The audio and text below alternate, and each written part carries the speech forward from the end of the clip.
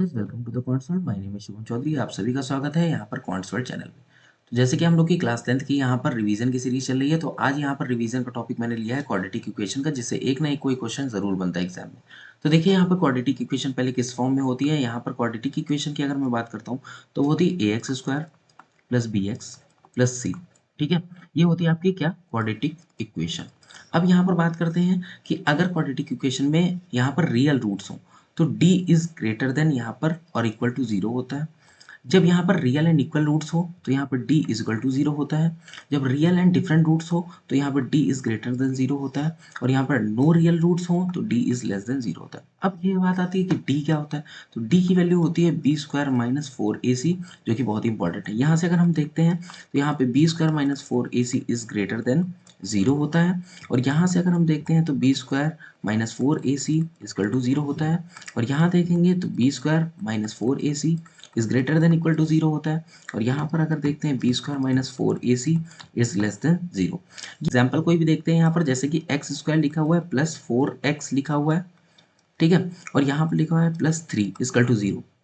और यहाँ पर एक एग्जाम्पल लेते हैं X square plus four X equal to zero. तो यहाँ पर पहले हम देखते हैं A X square plus B X plus C के फॉर्म में यहाँ पर ये है कि नहीं है, तो ये है। ठीक है, आप देख सकते हो।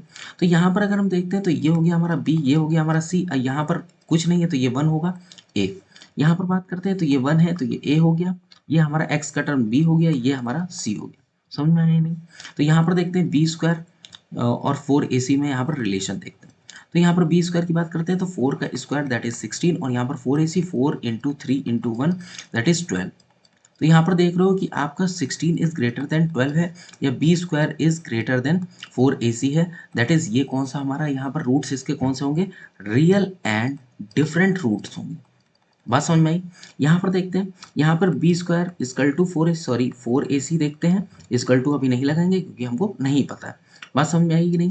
तो यहाँ पर देखिए, अब अगर हम यहाँ पर बी स्क्वायर की बात करते हैं तो यहाँ पर बी क्या है, फोर है, तो यहाँ पर 16 हो जाएगा। फोर इंटू वन अगर बात करते हैं, ये ए जो है वन हो गया, सी आपका फोर हो गया, तो ये भी 16 हो गया। 16 इंटू सिक्सटीन मतलब B square equal to four A C हो गया। तो इसका मतलब यहाँ पर रियल एंड इक्वल रूट्स होंगे, इक्वल रूट्स। इसी तरह आप यहाँ पर निकालोगे, यहाँ पर अगर आपका B square is less than four A C आ जाता है, मीन्स जैसे 16 आ गया किसी भी क्वेश्चन में, और यहाँ पर 12 आ गया, यहाँ पर मान लीजिए 12 की जगह 24 आ गया, तो यहाँ पर ये क्या होगा, ये ज़्यादा होगा। समझ में आया कि नहीं?